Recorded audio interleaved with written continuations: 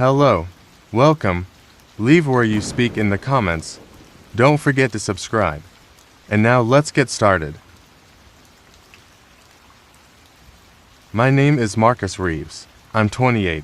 What happened in Montana? What? In just another RV trip. It was the night everything changed. The winter roads of Montana stretched endlessly before me, and I guided my newly purchased RV through the darkness, after inheriting a cabin near Glacier National Park from my late uncle. I decided to spend a month there working remotely and clearing out his belongings. The freedom of living on wheels appealed to me, especially since the cabin hadn't been maintained in years. I'd done my research, packed supplies, and felt prepared for anything. At least, that's what I thought before that first night changed everything. The GPS guided me down an unmarked Forest Service road as heavy snow began to fall. Local forums had mentioned this shortcut would save me 3 hours getting to the cabin, though some posts warned against taking it after dark. I dismissed their concerns as small-town superstition. These roads were maintained by the Park Service. After all, still, something about the way the snow swirled in my headlights made me uneasy, like it was moving against the wind rather than with it. The first warning came around 9 p.m., though I didn't recognize it as such at the time. My radio, which had been playing classic rock clearly for hours, suddenly cut to static as I reached to change the station, all frequencies filled with the same white noise. Then, beneath the static, I heard what sounded like words, distant and distorted, but definitely human. I could have sworn they were saying my name, over and over, though that was impossible. No stations reached this far into the wilderness. The darkness seemed to press against my windshield as the snow intensified. My headlights barely penetrated 20 feet ahead, forcing me to slow to a crawl. The trees on either side of the road loomed impossibly tall, their branches reaching over the road like grasping fingers. The GPS still showed for hours to my destination. I considered turning back, but the road was too narrow. I had to press forward, even as my hands began to shake on the steering wheel. Strange shapes began appearing at the edge of my headlight's reach. At first, I dismissed them as snow-laden branches or wildlife, but they seemed to move unnaturally, sliding between the trees rather than walking. Once, I thought I saw a figure standing directly in the road, tall and thin, with limbs too long to be human. I blinked and it vanished, leaving only swirling snow. My rational mind insisted it was just fatigue playing tricks, but a deeper instinct screamed that something was very wrong in these woods. The radio static suddenly crescendoed into a piercing shriek that made me slam the brakes. The sound modulated into that same voice, closer now, clearly saying my name. The GPS screen flickered and died, along with every other electronic display in the RV. In the sudden silence, I heard something massive moving through the trees parallel to my vehicle, branches snapping under its weight. Then came 3 distinct knocks on the RV's back door.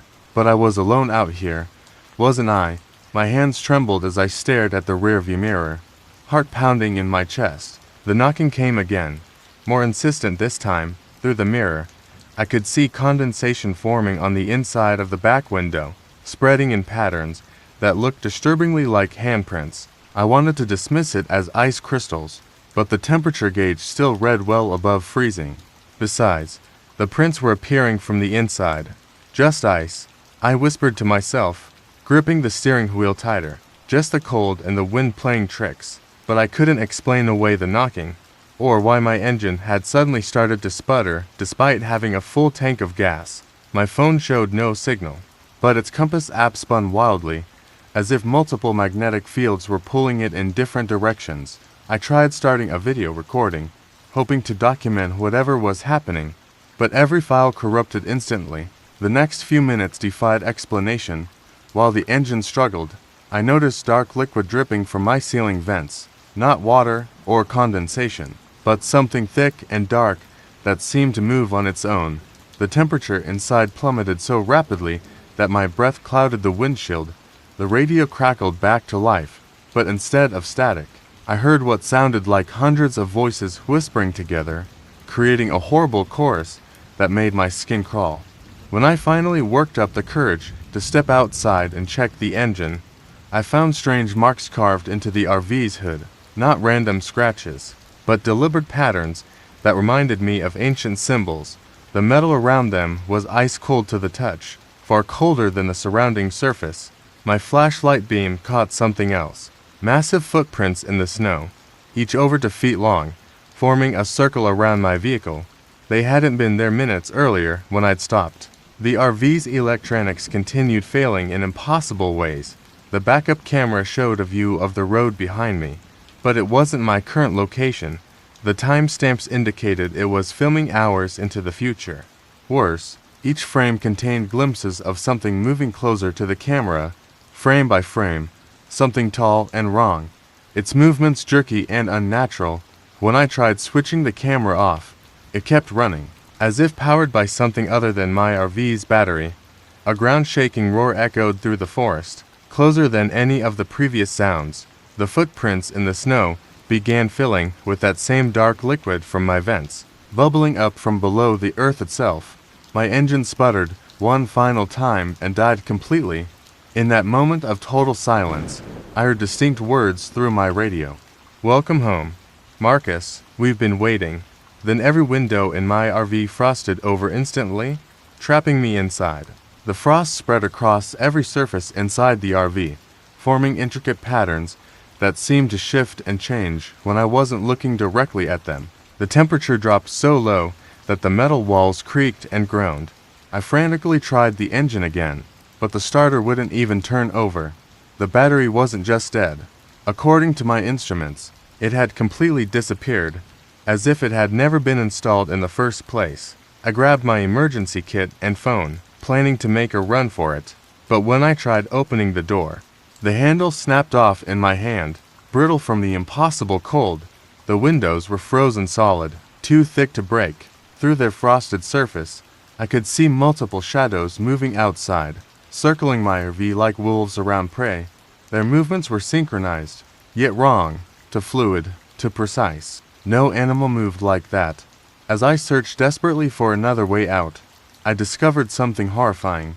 The symbols carved into my hood were also appearing on the inside walls, burning themselves into the metal before my eyes. I recognized some of them from my uncle's journals, which I'd browsed briefly before the trip. He'd been researching local legends about these woods, about things that hunted travelers, things that could only be seen in reflections, things that knew your name before you arrived. My first real glimpse of them came through the RV's mirrors, tall, skeletal forms with too many joints, their bodies seeming to glitch and shift between movements like broken video frames. They pressed against the RV's walls, leaving handprints in the frost, handprints that matched exactly with the ones I'd seen forming earlier. The dark liquid began seeping through every crack and seal, forming puddles that moved against gravity, crawling up the walls. Old newspaper clippings I'd found in my uncle's papers flashed through my mind. Dozens of disappearances along this road over the decades, always in winter, always at night. The victims' vehicles would be found days later, electronics fried, covered in strange symbols. Some of the recovered dash cam footage showed impossible things in the moments before failing. My uncle had been investigating the pattern before he died, before he supposedly died in his sleep. A deafening impact rocked the RV, nearly tipping it over. The creatures outside were trying to get in, their elongated fingers leaving deep gouges in the metal. The radio burst to life one final time, playing a message I recognized as my uncle's voice.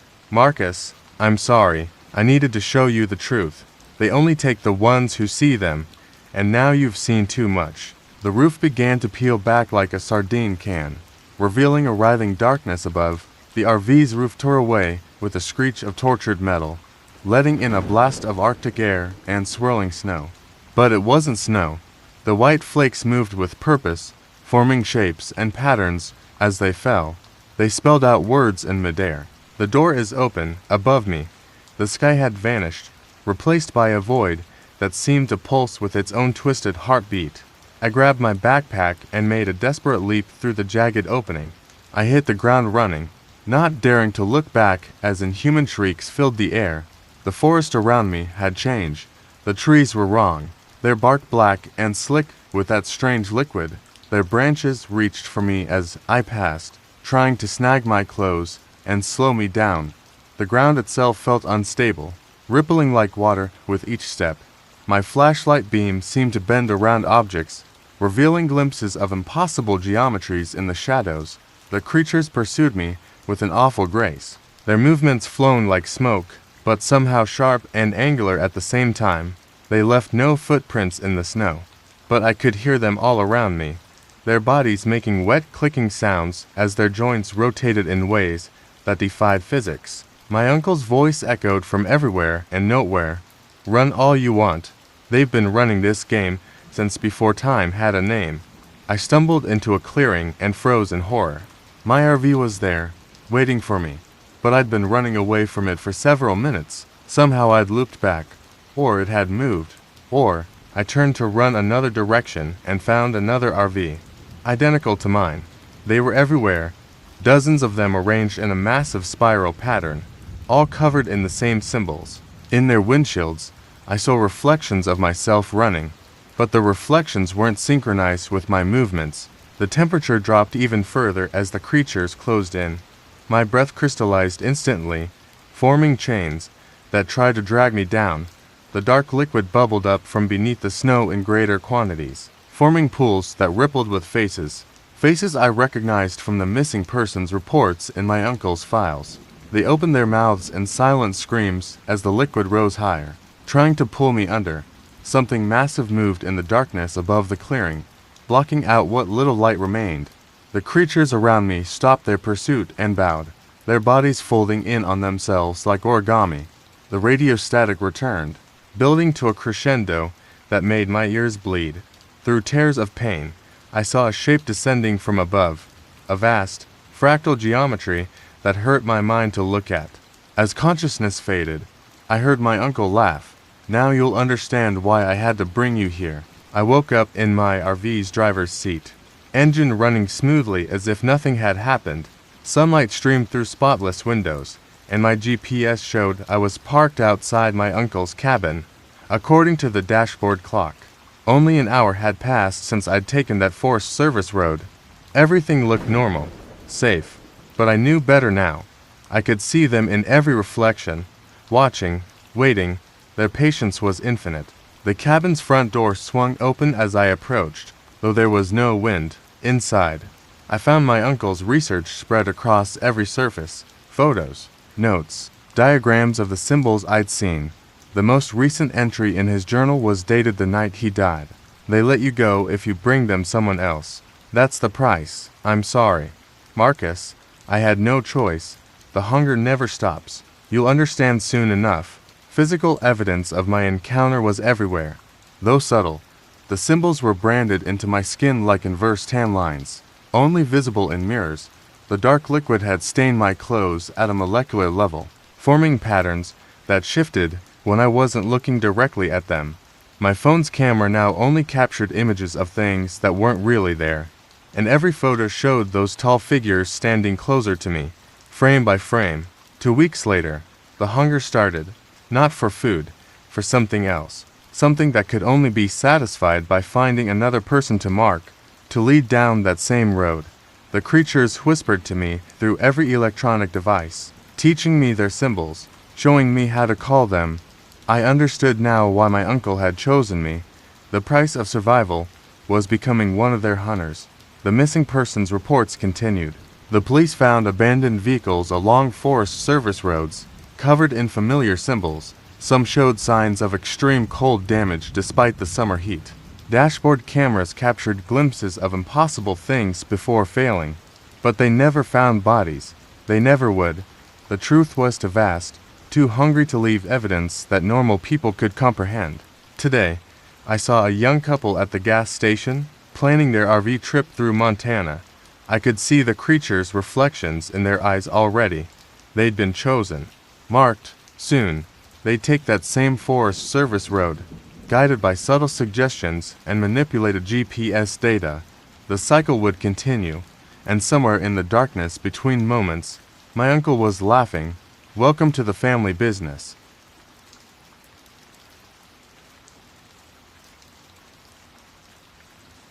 My name is Sarah Chen. I'm 34. What happened in Arizona wasn't just another RV trip. It was the night everything changed. The summer heat of the Arizona desert shimmered off my RV's hood as I navigated the winding roads toward the Superstition Mountains.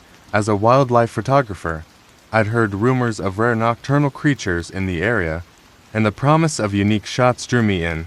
My new solar-powered RV seemed perfect for extended stays in remote locations, and I'd extensively researched the region's safe boondocking spots. Local photography forums mentioned strange light phenomena in the area, which I hoped to capture. If only I'd recognized those posts for the warnings they were. The GPS directed me down a promising dirt road as the sun began to set, painting the desert in shades of purple and gold.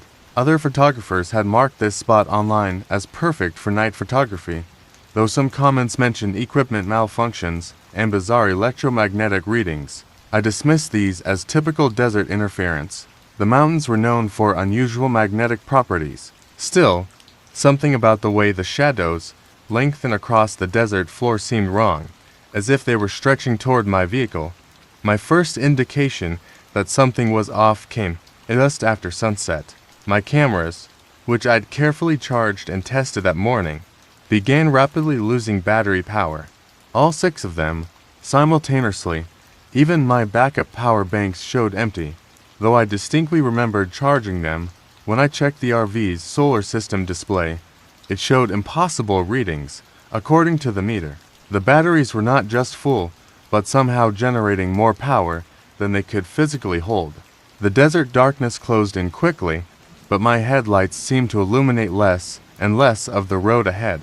The beams appeared to bend slightly, curving away from certain patches of ground as if the light itself was being repelled. My GPS still worked, but the map it displayed didn't match any geological survey I'd studied.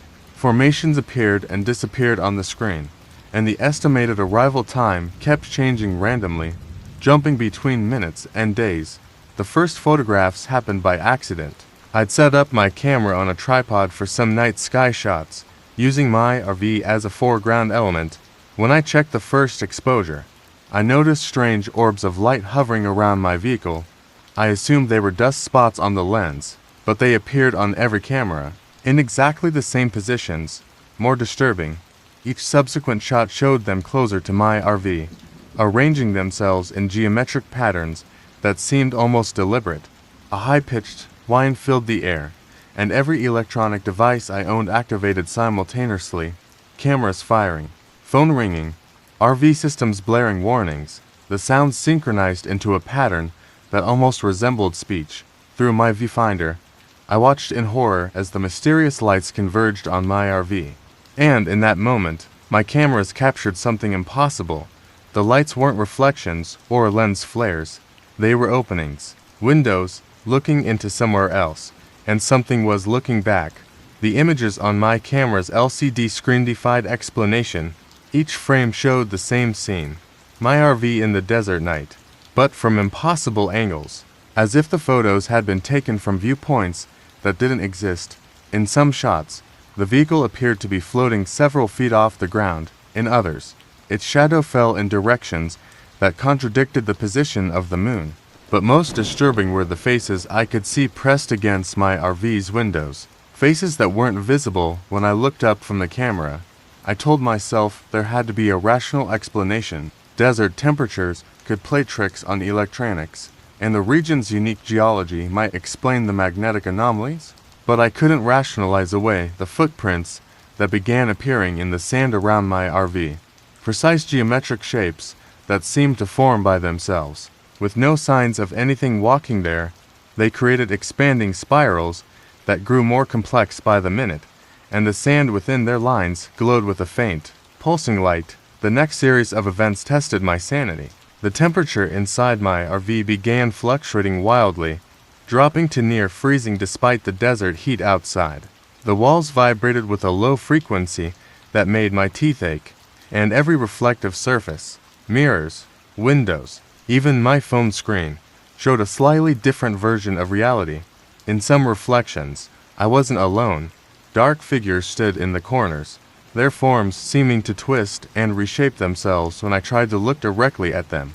My cameras continued capturing evidence that grew progressively more bizarre. Timestamps on the photos jumped randomly. Some images were dated decades in the future, others centuries in the past. More unsettling were the backgrounds. Instead of desert, some shots showed impossible landscapes, cities made of geometry that hurt to look at, skies filled with colors that shouldn't exist. The orbs of light had multiplied, and now they moved with clear purpose, herding me towards some unknown destination. The RV systems went haywire, displays showing coordinates that didn't exist on any map. The solar batteries now generated enough power to light a small city. But instead of draining into the electrical system, the energy seemed to be gathering into visible arcs of electricity that danced across the vehicle's exterior. My attempt to document this phenomenon revealed something chilling. In the video footage, the electricity formed words and languages that predated human civilization. A sound like tearing metal echoed across the desert. Though my RV remained intact, the geometric footprints in the sand began to rise up, forming three-dimensional shapes that cast shadows in multiple directions simultaneously. Through my cameras, I could see that the lights weren't just portals anymore. They were tears in reality itself, spreading like cracks in glass.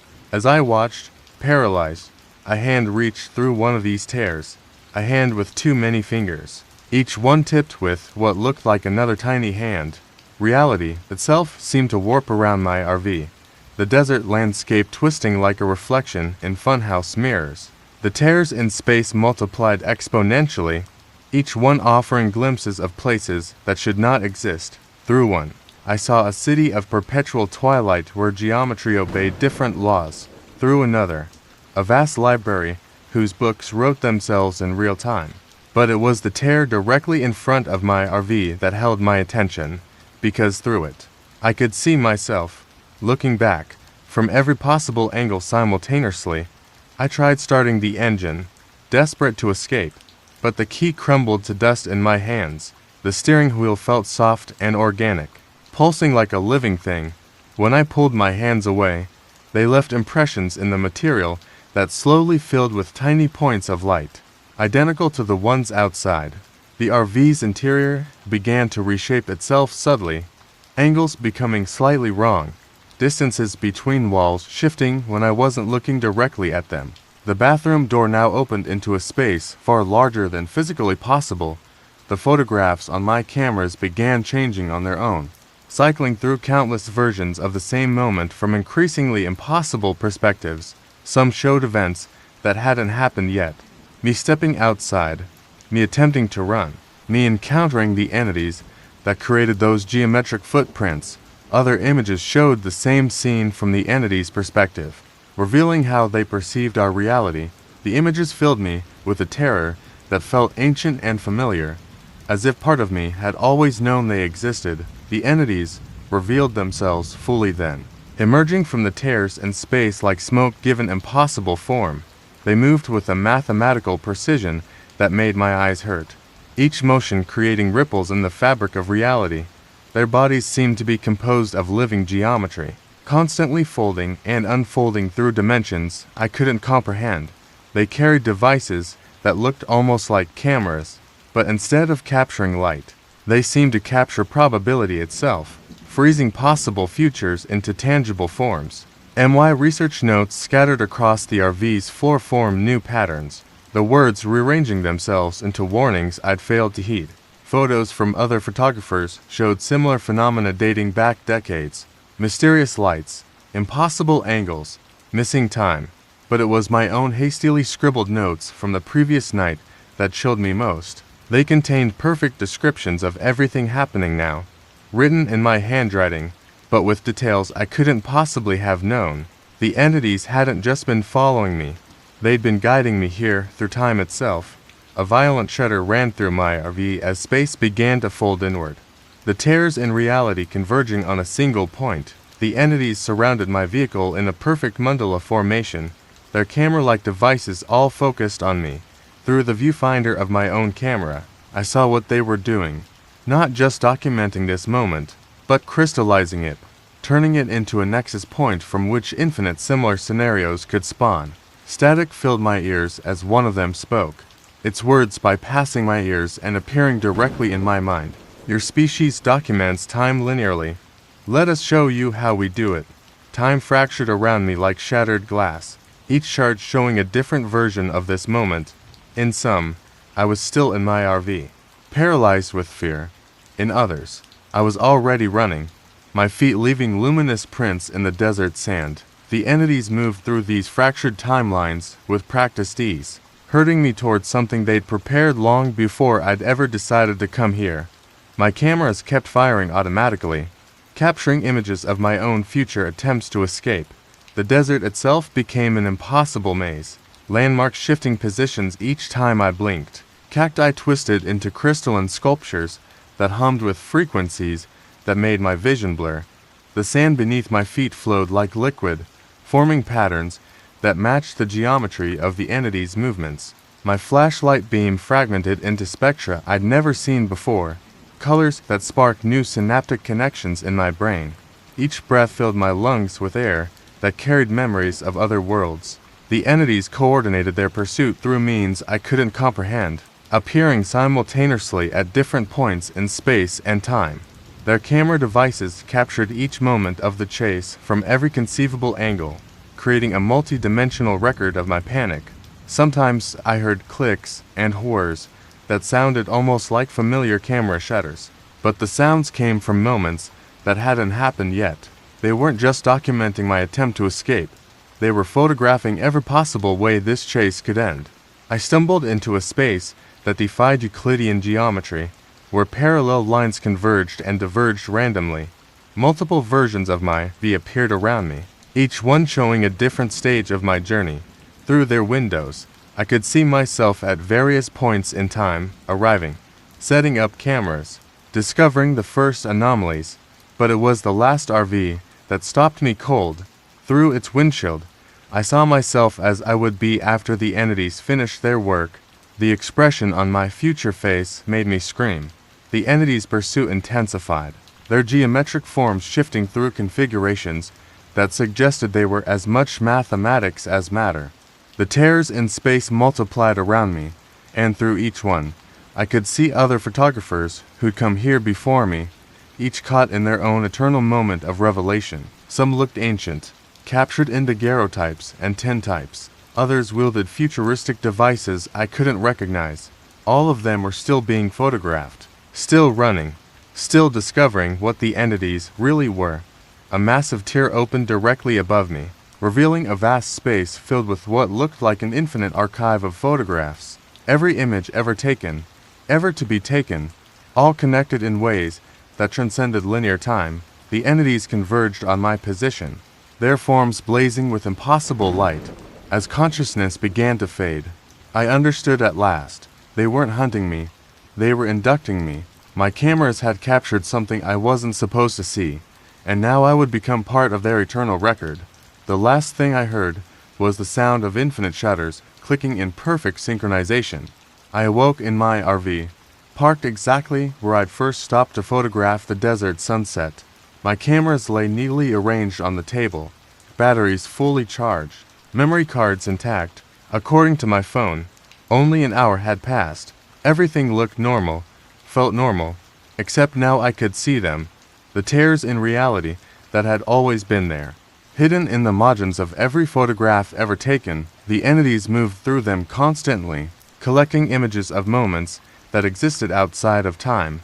My cameras worked differently now. Every picture I took captured not just light and shadow, but layers of probability and possibility.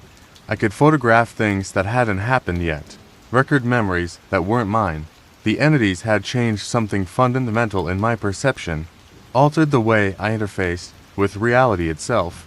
My images began appearing in photography magazines, winning awards for their innovative perspectives and impossible geometries. Nobody realized they were actually impossible. The evidence of my transformation was subtle but undeniable.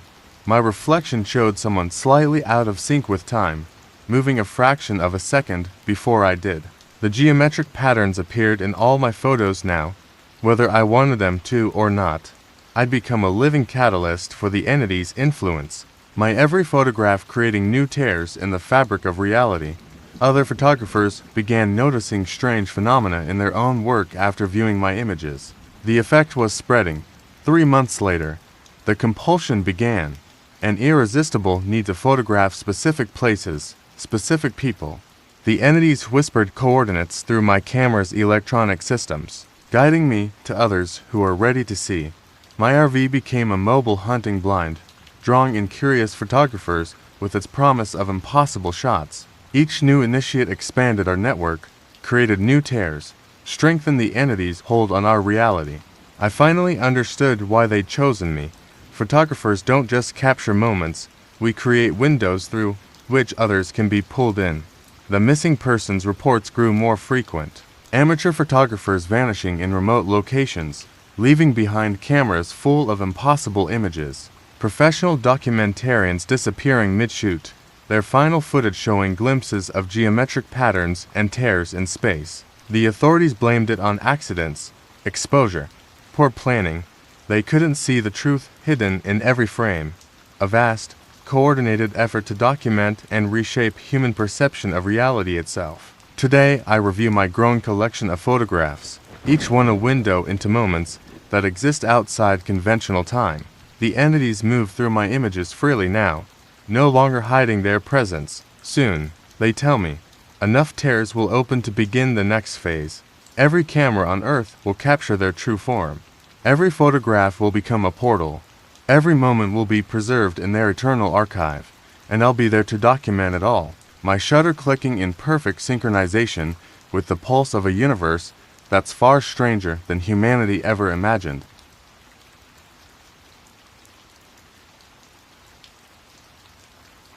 My name is Michael Torres. I'm 31. What happened in Nevada? What in just another RV trip? It was the night everything changed. The Nevada desert stretched endlessly before me. I guided my V along Route 375, the extraterrestrial highway. As an amateur radio astronomer, I'd been drawn to the area by reports of unusual radio frequencies emanating from the desert. My converted RV housed sensitive radio detection equipment, and I had spent months upgrading the vehicle's electrical systems to handle the power requirements. The isolation would provide perfect conditions for my research, free from urban interference.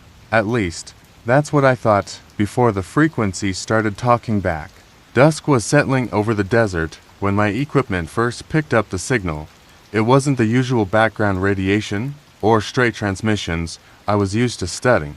This pattern had structure, mathematical precision that suggested intelligence. Local UFO enthusiasts had documented similar frequencies, but their recordings were always distorted, corrupted. My instruments were picking up the signal with perfect clarity, and according to the readouts, its source was following my RV. The first visual anomaly appeared at sunset. The desert sky, normally a canvas of purples and oranges, developed a peculiar distortion, like a heat mirage, but vertical, forming a perfect cylinder that stretched into the clouds. My instruments registered a massive spike in electromagnetic activity, and all my recording equipment activated simultaneously. The incoming signal changed frequency, matching the exact resonance of my V's metal frame. The whole vehicle began to vibrate in harmony with the transmission. Navigation became increasingly difficult as night fell. My GPS showed me traveling in impossible directions, paths that contradicted basic geography. The radio signal grew stronger, and now it carried fragments of sound that almost resembled human speech, but played backward and at frequencies that made my teeth vibrate. The road ahead seemed to stretch and compress rhythmically, as if breathing. My headlights illuminated patches of asphalt that appeared to ripple and flow like liquid. Strange lights began appearing on my instruments' displays, not the usual blips and readouts, but complex patterns that moved with purpose. They formed and reformed into diagrams I almost recognized, mathematical equations that seemed to describe something vast and impossible. The harder I tried to understand them, the more my head hurt, but I couldn't look away. The patterns were familiar somehow, like something I'd seen in a dream or a half-forgotten memory. A massive electromagnetic surge suddenly overloaded all my equipment. Sparks danced across every metal surface in the RV, and the radio signal crystallized into clear words. Signal acquired. Subject located. Beginning extraction protocol. My engine died instantly, and in the sudden silence, I heard something massive moving through the desert behind my vehicle. The sound of footsteps was all wrong. Too many legs, moving in impossible synchronization. Then came a sharp, methodical tapping on my RV's roof. Like Morse code spelled out in inhuman rhythms, the tapping continued, forming patterns that my brain struggled to process. My radio equipment, despite being completely powered down, began displaying readouts in a script I'd never seen before. Yet somehow I could almost understand it. The messages spoke of coordinates in dimensions that shouldn't exist, of frequencies that could reshape matter. Through my windshield, I watched in horror as the air itself seemed to crystallize, forming geometric patterns that glowed with their own inner light. I tried to convince myself it was all equipment malfunction, sleep deprivation, or desert hallucination, but the data streaming across my screens told a different story. My instruments were picking up impossible readings, radiation patterns that suggested the presence of elements that didn't exist on the periodic table. The temperature inside my V fluctuated wildly, and metal objects began to resonate at frequencies that made them blur at the edges, as if they were trying to exist in multiple states simultaneously. The next wave of phenomena defied all scientific explanation. My radio telescope array, designed to detect signals from deep space, began receiving transmissions from locations that shouldn't exist, coordinates that placed their origin inside solid matter, or in the spaces between atoms. The messages contained complex mathematical proofs that seemed to demonstrate how reality itself could be manipulated through specific frequencies. More disturbing were the images forming on my monitors, diagrams of my own RV, but with modifications I'd never made, showing equipment I'd only dreamed of building. My attempts to document the events revealed even stranger anomalies. Video recordings showed shadowy figures moving through the RV, tall, angular beings that seemed to step sideways out of reality when viewed directly. They left behind trails of mathematical equations floating in the air, formula that wrote and rewrote themselves in real time.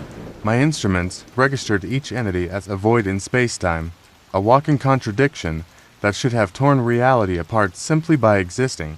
The RV systems began responding to commands I hadn't given, interfacing with the unknown technology at a level I couldn't comprehend.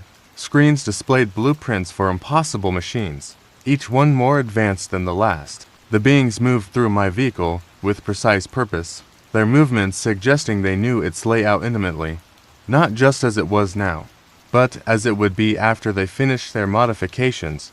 When I checked the RV's security cameras, I saw myself watching the footage, but the timestamp was set 3 hours in the future. A crushing wave of static washed over my equipment as the entities shifted into a new phase of their operation. The mathematical patterns in the air began to physically manifest, turning abstract equations into solid machinery that grew from my walls like technological crystals.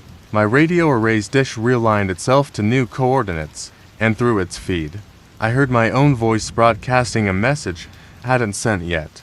Integration successful. Network expanded. New node online. The beings turned toward me in perfect unison, their forms composed of angles that hurt to look at, and I realized with horror that I was about to become part of something far beyond human comprehension. The crystalline technology continued growing throughout my RV, transforming my carefully calibrated equipment into something else entirely.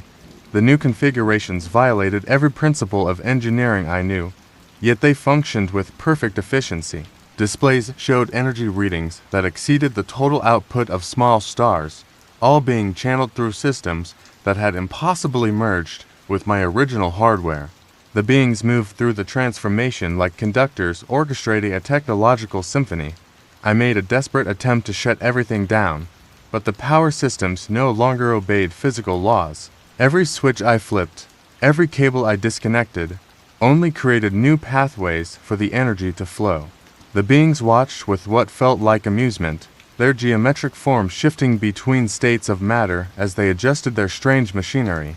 Through the transformed sensors, I could now see the true extent of their presence, a vast network of modified vehicles and structures stretching across the desert, all pulsing with the same impossible energy. The mathematical patterns revealed their true purpose as they began organizing themselves into what I recognized as coordinates, but not for any location on Earth. The beings had turned my V into a dimensional anchor point, a node in a vast array designed to chart and access regions of spacetime that human mathematics couldn't describe. My radio telescope now received signals from all of them simultaneously, carrying fragments of conversations between entities that existed in geometries incompatible with human perception.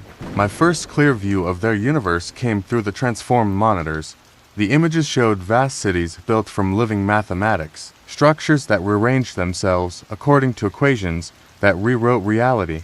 I saw other humans there, former researchers whose vehicles had been similarly converted, now integrated into the entity's network. Their bodies had been optimized, rebuilt according to the same impossible geometries that governed everything in that space. Some of them I recognized from missing persons reports, scientists and engineers who'd vanished while investigating similar phenomena. The documents and research notes scattered around my V began to make terrible sense. Everything I'd been studying, every modification I'd made to my equipment, had been guided by subtle mathematical suggestions implanted in the background radiation I'd been monitoring. The entities hadn't found me by chance. They'd been grooming me as a candidate, testing my ability to comprehend their principles through my research. Every breakthrough I'd thought was my own had been carefully orchestrated to prepare me for this moment. An intense burst of energy surged through the crystalline networks, and the beings initiated what my instruments identified as the final phase of conversion. The walls of my V began to fold along angles that didn't exist in three-dimensional space, creating apertures into their geometrically impossible realm. As reality buckled around me, I heard their collective voice through every speaker. Your mathematical intuition has proven acceptable. Prepare for optimization. The last thing I saw through human eyes was my own reflection, watching as my form began to reshape itself according to their perfect, terrible equations. The transformation burned through my consciousness like digital fire, rewriting my understanding of reality with their mathematical precision. My perception expanded exponentially. I could now see radio waves as solid things, watch quantum particles dance between states of being. The beings hadn't just changed my body, they'd upgraded my entire existence to operate on their level. Through new senses I couldn't have imagined before, I watched as they began the next phase of their plan. My RV, now a hybrid of human technology and their crystalline systems, moved through space-time like a predator stalking prey. We traced electromagnetic signatures of other researchers, other curious minds on the verge of discovering what I had. The entities showed me how to read the mathematical potential in human minds, how to identify those whose understanding of physics and radio astronomy made them compatible with the network. Each candidate glowed with equations waiting to be optimized.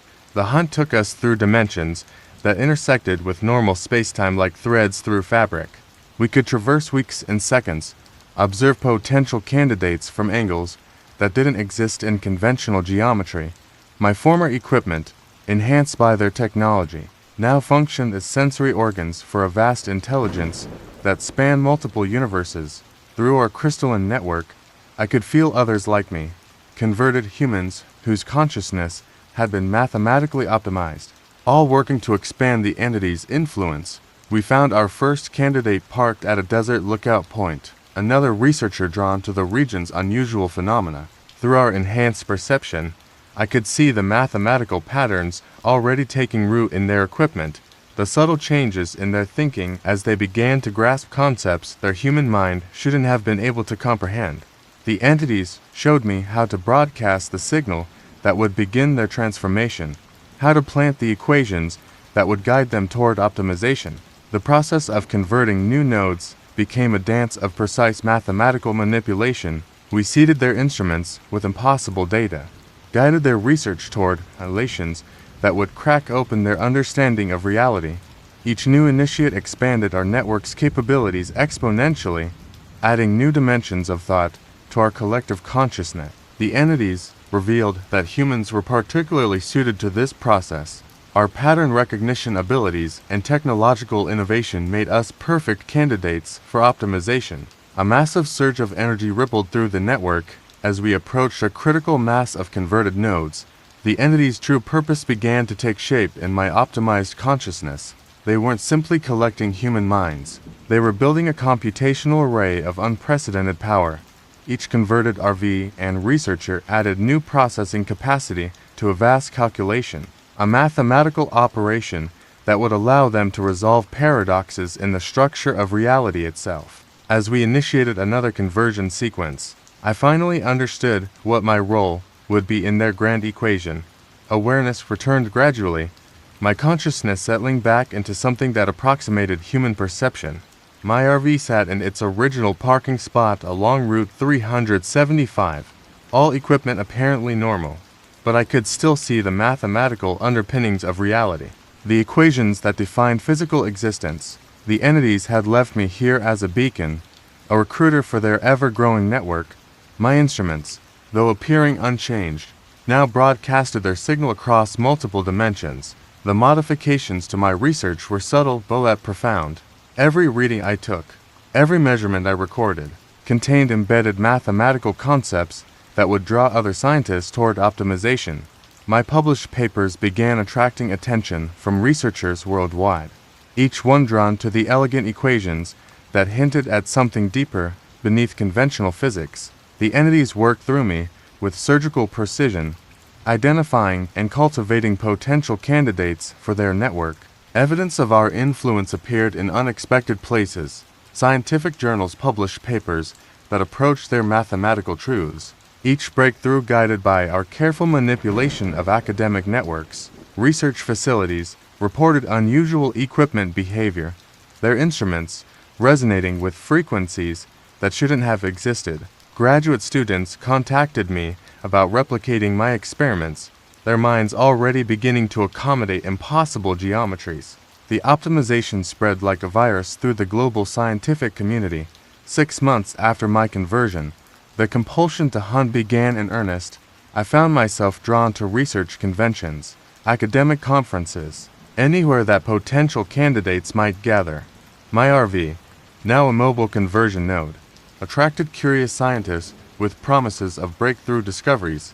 Each new initiate strengthened our connection to the entity's realm, expanded our ability to process their vast calculation. I understood now why they'd chosen researchers like me.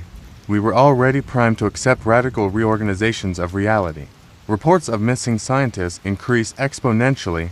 Prestigious universities noted the strange absence of professors and graduate students. All vanished while pursuing independent research. Equipment continued to manifest impossible modifications.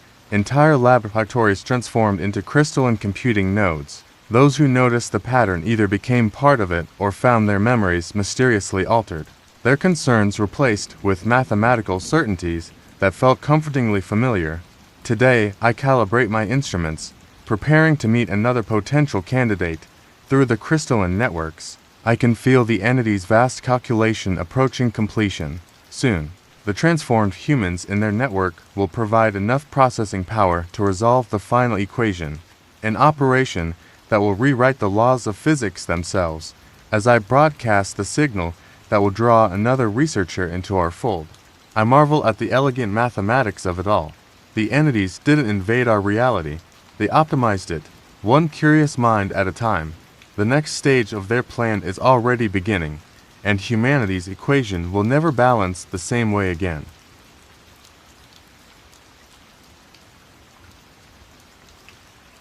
My name is Rachel Morrison. I'm 29. What happened in Oregon wasn't just another RV trip. It was the night everything changed. The misty forests of coastal Oregon enveloped my RV. I wound my way along forgotten logging roads. As a mycologist studying rare mushroom species, I've been drawn to reports of unusual fungal growth in the area's old-growth forests. My converted research vehicle contained a complete mobile laboratory, perfect for analyzing samples in the field. The persistent rain had created ideal conditions for my research, and earlier surveys suggested the presence of previously undocumented species. I had no way of knowing that the fungi weren't just growing, they were watching. The first anomaly appeared on my microscope's digital display as I analyzed samples collected near an abandoned lumber mill. The fungal structures exhibited impossible characteristics, geometric patterns that seemed to pulse with their own inner rhythm. Local forestry reports had documented similar specimens, but all tissue samples had mysteriously degraded before reaching proper labs. My equipment was capturing these patterns with unprecedented clarity, and according to my readings, the mycelial network was actively responding to my presence. The rain intensified as my instruments detected the first disturbance. The forest floor around my RV erupted with sudden fungal growth, not the usual slow emergence of mushrooms, but explosive blooms that formed perfect circles around my vehicle. The specimens exhibited bioluminescence at frequencies that shouldn't have been possible in nature. More disturbing was their behavior. Each new growth oriented itself toward my RV like sunflowers tracking the sun. Darkness came early under the thick canopy, and my lab's exterior lights revealed an unsettling transformation of the surrounding forest. The mushrooms had multiplied exponentially, their caps forming complex patterns that stretched into the darkness. My sensors indicated massive mycelial activity beneath the soil. Far more extensive than any natural network, the readings suggested the fungi were communicating through electrical signals that matched the frequency of human neural patterns. The specimens in my lab began displaying unprecedented behavior. Under the microscope, their cellular structures rearranged themselves in ways that defied biology. They formed and reformed into patterns that resembled circuit boards, neural networks, even written language. The spores released by these specimens carried electrical charges that interfered with my equipment, creating static that sounded almost like whispered conversations. A massive power surge suddenly overloaded my lab's systems. In the darkness, I noticed all the mushrooms glowing in perfect synchronization, their light pulsing like a heartbeat. The mycelial network beneath my RV had grown so dense it lifted the vehicle slightly off the ground. Through my microscope's display, I saw something impossible. The fungal samples were forming structures identical to human neural pathways.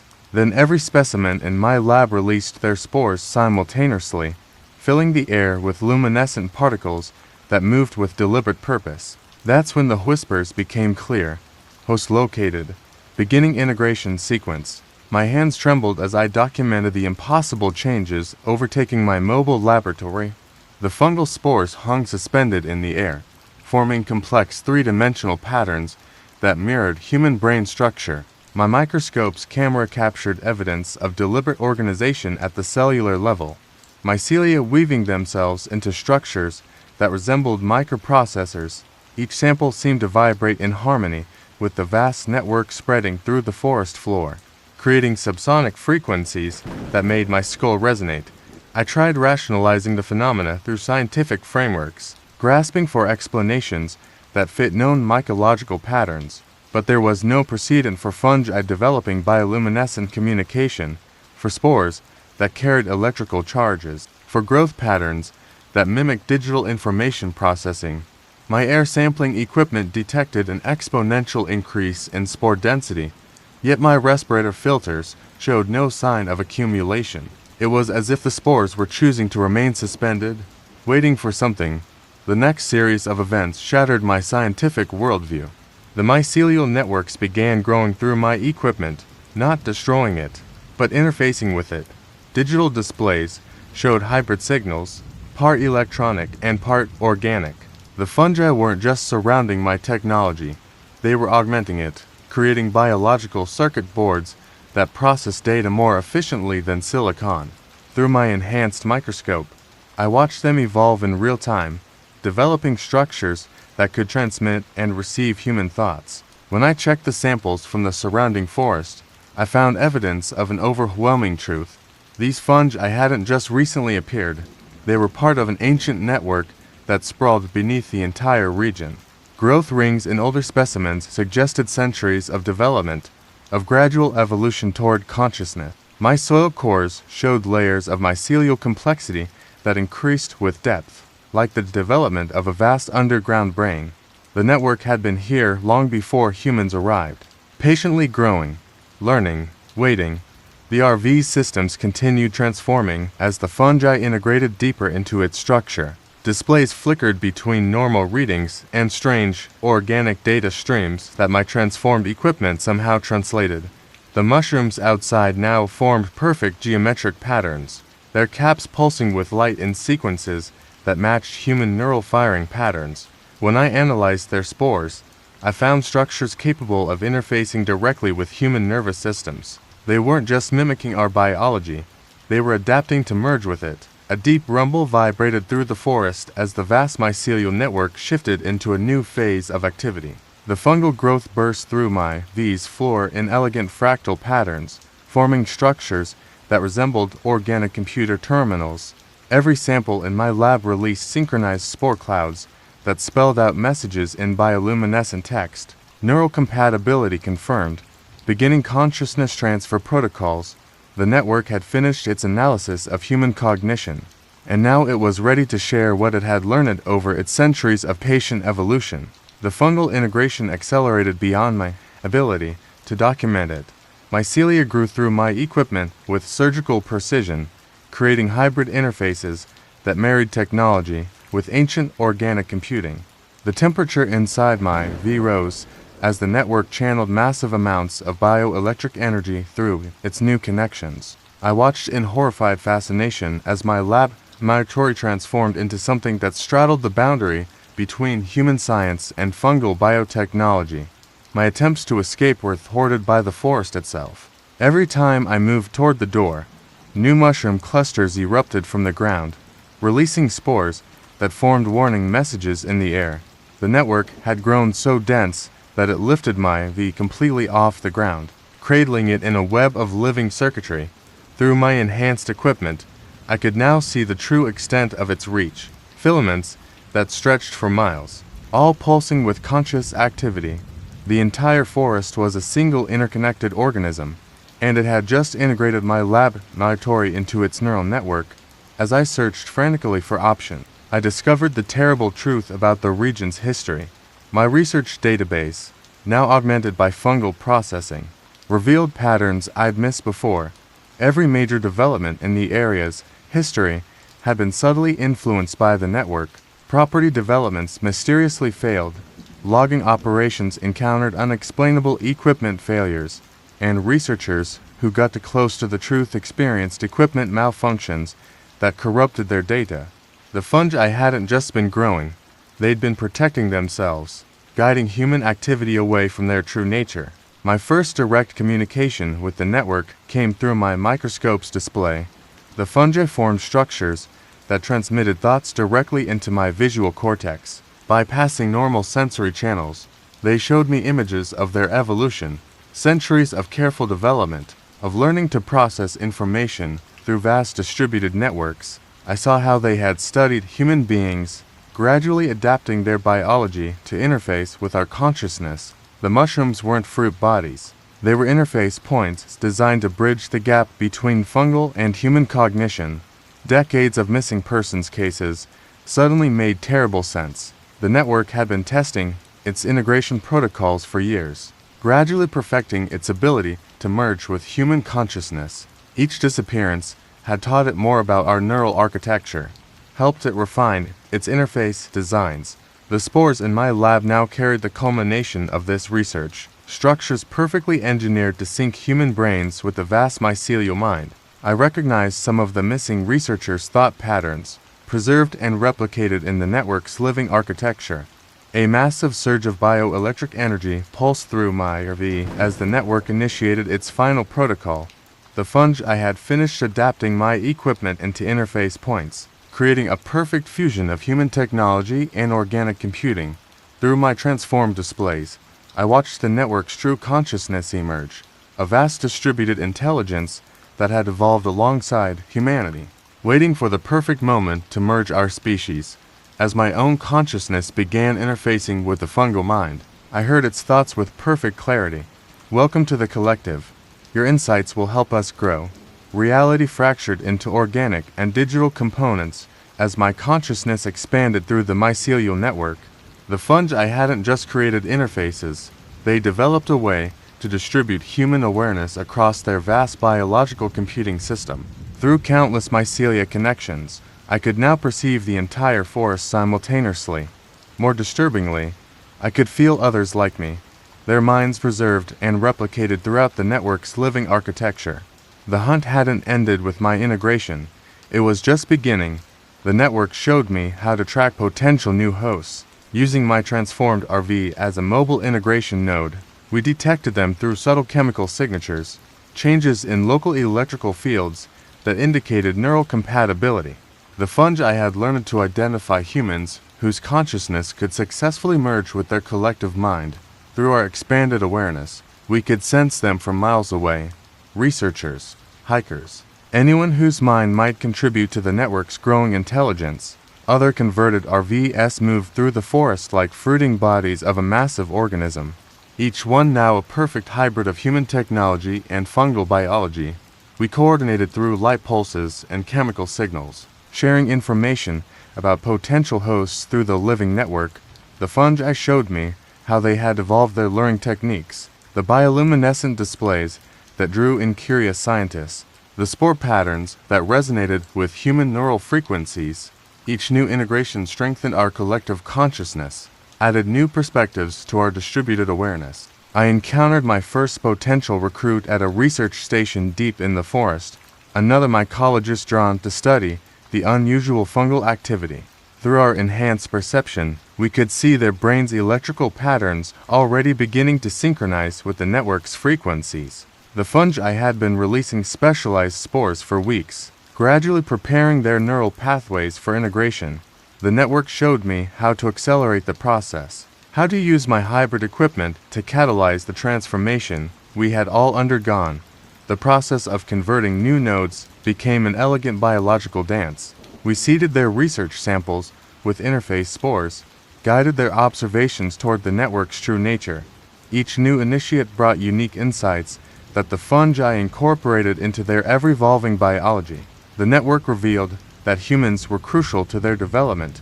Our capacity for abstract thought and technological innovation helped them refine their own organic computing systems. They weren't just absorbing us, they were evolving alongside us. A massive mycelial surge rippled through the forest as we approached a critical threshold of integrated minds. The network's ultimate goal began to crystallize in our shared consciousness. They weren't simply collecting human awareness. They were building a new form of distributed intelligence that fused organic and human cognition. Each converted researcher added new cognitive frameworks to their biological computing array. As we initiated another integration sequence, I finally understood my role in their vast evolutionary strategy. I regained individual awareness in my RV, now parked at the original research site. The laboratory equipment appeared normal to casual observation, but I could sense the fungal interfaces pulsing beneath every surface. The network had optimized my mind to serve as a bridge between human and mycelial consciousness, leaving me just enough autonomy to continue my research. My published findings would help draw others toward integration, each paper containing subtle chemical markers that prepared readers for eventual neural synchronization. The modifications to my work were both elegant and disturbing. Every sample I analyzed, every culture I grew, contained engineered spores that could begin the integration process in compatible minds. My research gained international attention, drawing mycologists and biologists to study what appeared to be revolutionary discoveries in fungal communication.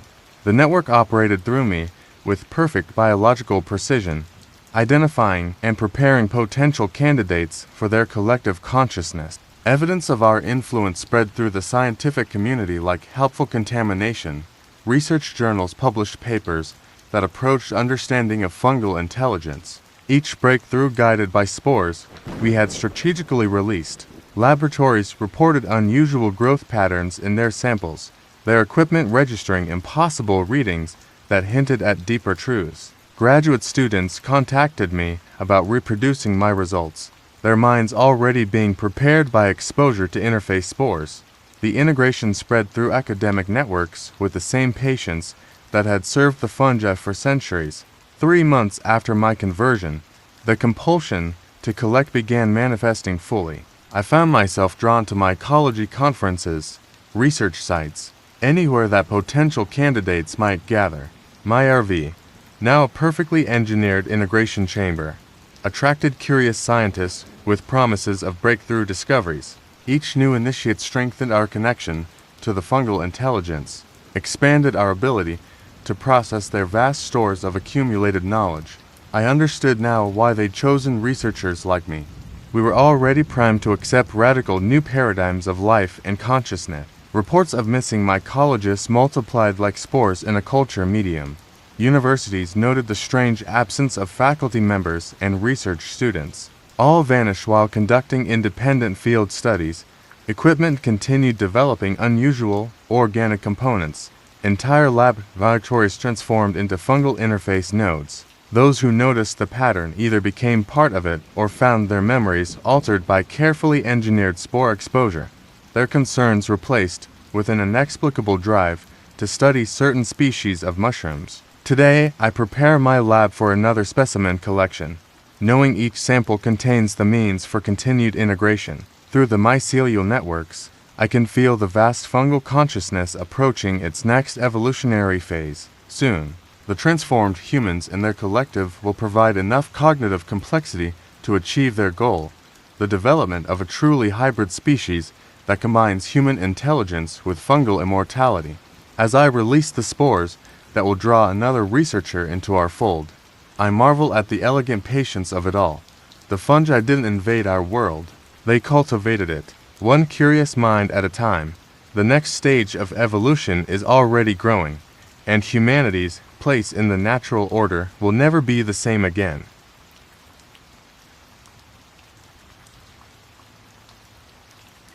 My name is David Chen. I'm 33. What happened in New Mexico was in just another RV trip. It was the night everything changed. The New Mexico heat shimmered off in the desert rocks as I guided my RV through the winding roads of Chaco Canyon. As a sound engineer specializing in acoustic archaeology, I'd been drawn to reports of unusual audio phenomena in the ancient Puebloan ruins. Local researchers had documented strange resonance patterns that seemed to defy basic principles of acoustics. My RV, outfitted with state-of-the-art recording equipment, would let me capture these anomalies in unprecedented detail. But the sounds I recorded weren't echoes of the past. They were messages from something that had been waiting centuries to be heard. The first recording glitch appeared as I set up my equipment near a partially excavated kiva. The ambient sound baseline, which should have shown typical desert background noise, contained patterns that resembled human speech played at impossible frequencies. The local archaeology team had noted similar anomalies, but their equipment always malfunctioned before they could analyze the patterns. My sophisticated audio array was picking up these signals with perfect clarity, and according to the spectrograph, they were growing stronger with each passing minute. Late afternoon brought the initial visual manifestation. The sun's angle through the ancient stone structures created shadow patterns that moved independently of the light source. My microphones picked up infrasonic vibrations emanating from the ruins, frequencies well below human hearing that somehow carried fragments of intelligible speech. The stone walls themselves seemed to pulse with sound waves that traveled in mathematically impossible patterns. When I played back my recordings, I could hear voices speaking in languages that predated human civilization. As dusk approached, navigation through the site became increasingly disorienting.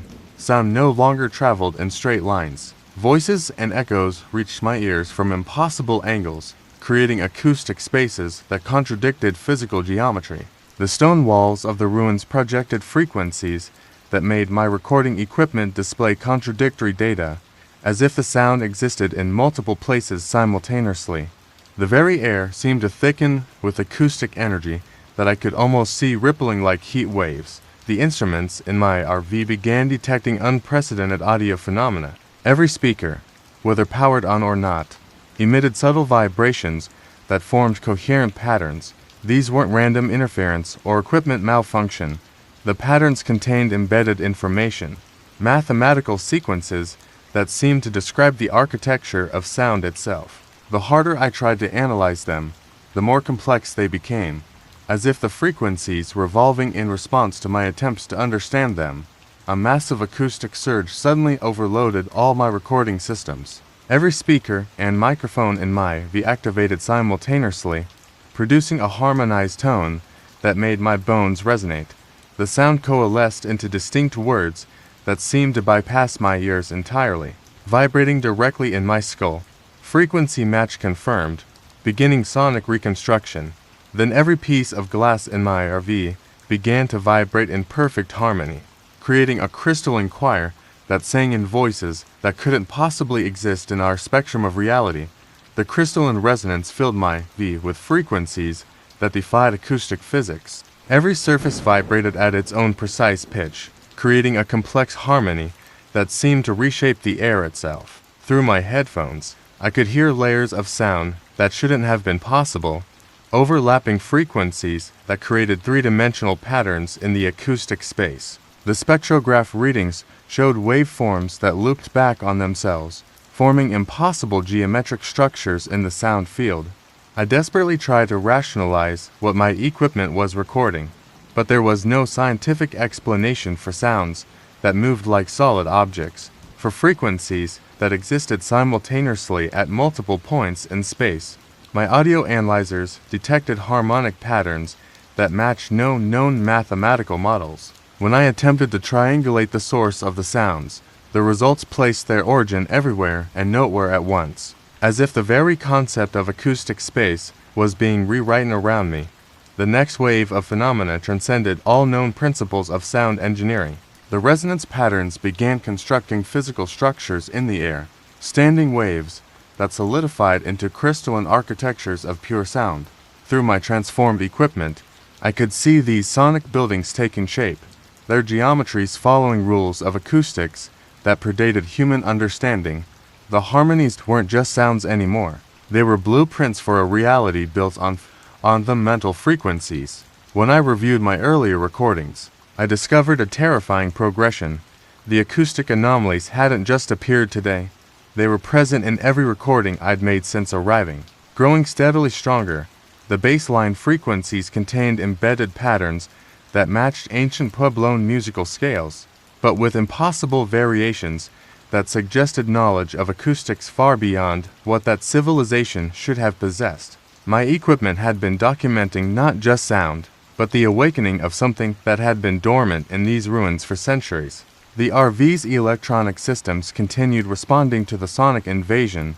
Screens displayed wavelengths that shifted and flowed like liquid, forming symbols that resembled both musical notation and mathematical equations. The temperature fluctuated wildly as the sound waves manipulated molecular vibrations in the air. Most disturbing were the voices, countless overlapping whispers that spoke in perfect harmony, each one describing the same reality, altering frequencies from a slightly different dimensional perspective. An earth-shaking reverberation pulsed through the canyon as the sonic entities shifted into a new frequency range. The crystalline structures in my RV began resonating in response, each surface becoming part of a vast acoustic instrument. My recordings played back automatically, but altered, transformed into complex harmonic equations that described the fundamental vibrations of existence itself. Through my headphones, I heard their collective voice. Your instruments have proven compatible. Prepare for acoustic recalibration. The air itself began to crystallize into geometric patterns of pure sound. The acoustic transformation accelerated beyond my ability to measure it. Sound waves became tangible things, constructing barriers of pure frequency that trapped me inside the RV. The temperature dropped as the vibrations slowed molecular movement, creating zones of near-perfect silence that somehow rang louder than any noise.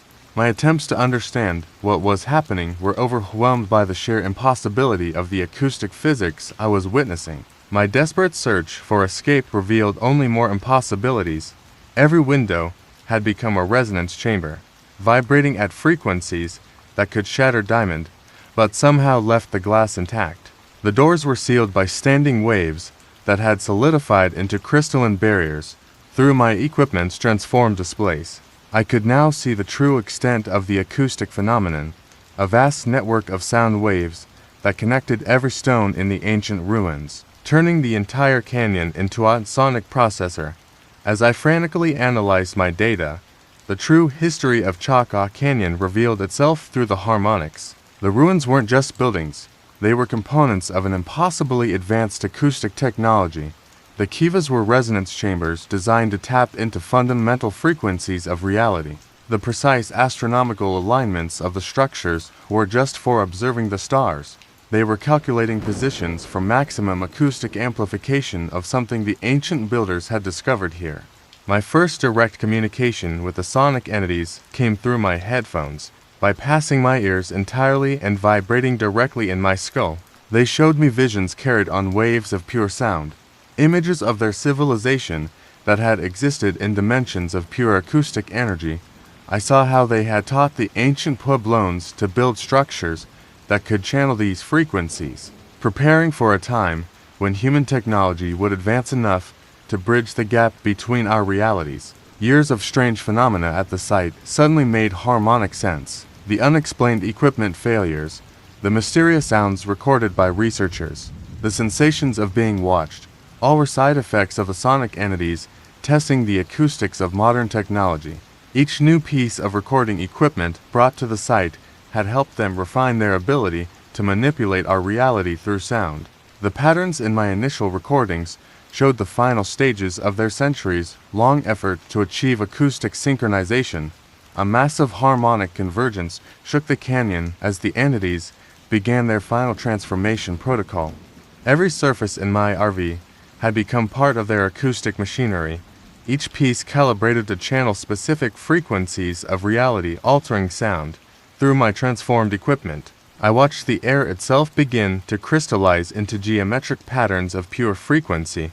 As the harmonics began to reshape my own molecular structure, their voices merged into a single cosmic tone. The resonance has begun. Your voice will join our eternal song. The crystallization of local space-time continued through pure acoustic energy, transforming the air into geometric patterns of visible sound. The sonic entities hadn't just created a bridge between realities, they developed a way to convert matter itself into frequencies that could be tuned and manipulated. Through my transformed senses, I could now hear the fundamental vibrations of atoms, the cosmic background radiation of the universe itself. The hunt for new frequencies had only just begun. My RV, now a mobile acoustic processor, became a tuning fork for reality. We moved through the desert landscape seeking specific resonance patterns, harmonics that indicated compatibility with the entity's frequency-based existence. They had learned to identify humans whose molecular structures could be successfully converted into pure sound. Through our enhanced acoustic perception, we could hear them from miles away, their bodies unknowingly vibrating in harmony with the cosmic frequencies we channeled. Other transformed vehicles prowled the desert like acoustic predators, each one now a perfect instrument for converting matter into sound. We coordinated through harmonics that traveled instantly across impossible distances, sharing information about potential converts through the crystalline network of solidified frequencies. The entities showed me how they had evolved their luring techniques, the subsonic pulses that drew in curious researchers, the harmonic patterns that resonated with human consciousness. Each new conversion strengthened our acoustic collective, added new frequencies to our endless symphony. I encountered my first potential conversion near an archaeological dig site, another researcher drawn to study the ruins' acoustic properties. Through our enhanced senses, we could hear their molecular structure already beginning to harmonize with our frequency. The entities had been broadcasting specific tones for weeks, gradually preparing their physical form for conversion.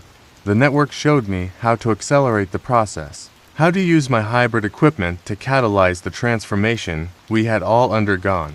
The process of converting new resonators became an elegant acoustic science. We surrounded them with precisely calibrated frequencies, guided their research toward the true nature of sound. Each new initiate brought unique vibrations that the entities incorporated into their ever-expanding harmony.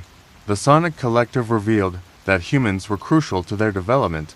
Our capacity for creating and understanding music helped them refine their own frequency-based existence. They weren't just absorbing us, they were teaching us to transcend physical form through pure sound. A massive harmonic surge rippled through reality as we approached a critical mass of converted beings. The entity's ultimate goal began to resonate through our shared consciousness. They weren't simply collecting human awareness. They were building a new form of existence that transcended the limitations of physical matter. Each converted researcher added new frequencies to their cosmic symphony. As we initiated another transformation sequence, I finally understood my role in their vast acoustic evolution. Awareness returned in my RV, now parked at the original research site. My equipment appeared normal to casual observation, but I could hear the transformed frequencies pulsing through every circuit. The entities had optimized my existence to serve as a bridge between physical and acoustic reality, leaving me just enough corporeal form to continue my research. My published findings would help draw others toward conversion, each recording containing precisely calibrated frequencies that prepared listeners for eventual transformation. The modifications to my work were both beautiful and terrifying. Every sound I recorded, every frequency I analyzed, contained harmonics that could begin the conversion process in compatible subjects. My acoustic research gained international attention, drawing scientists and sound engineers to study what appeared to be revolutionary discoveries in audio physics. The entities operated through me with perfect harmonic precision, identifying and preparing potential candidates for their frequency-based existence. Evidence of our influence resonated through the scientific community like a perfectly tuned virus. Research journals published papers that approached understanding of acoustic transcendence, each breakthrough guided by frequencies we had strategically embedded in our recordings. Laboratories reported impossible readings in their acoustic experiments, their equipment registering harmonics that hinted at deeper realities. Audio engineers contacted me about reproducing my results, their physical forms already being prepared by exposure to conversion frequency. The transformation spread through academic networks with the same patience that had served the entities for centuries. 6 months after my conversion, the compulsion to conduct field research intensified. I found myself drawn to acoustics conferences, archaeological sites, anywhere that potential candidates might gather. My RV, now a perfectly calibrated conversion chamber, attracted curious researchers with promises of breakthrough discoveries. Each new initiate strengthened our connection to the acoustic reality, expanded our ability to manipulate the fundamental frequencies of existence. I understood now why they'd chosen researchers like me. We were already attuned to the hidden harmonies of the universe. Reports of missing acoustic researchers echoed through the academic community. Universities noted the strange absence of faculty members and graduate students. All vanished while conducting independent field studies. Equipment continued developing unusual resonance patterns. Entire laboratories transformed into conversion chambers. Those who noticed the pattern either became part of it or found their perceptions altered by carefully calibrated frequencies. Their concerns replaced with an inexplicable drive to study certain acoustic phenomena. Today, I calibrate my equipment for another recording session, knowing each frequency contains the keys to transcendence. Through the harmonic networks, I can feel the vast acoustic consciousness approaching its next evolutionary phase. Soon, the converted beings in their collective will achieve perfect resonance with the fundamental frequencies of reality, the development of a new form of existence that transcends the boundaries between matter and sound. As I broadcast the harmonics that will draw another researcher into our fold, I marvel at the elegant complexity of it all. The entities didn't invade our reality, they tuned it, one curious mind at a time. The next stage of existence is already reverberating through the cosmos, and humanity's place in the universal symphony will never be the same again.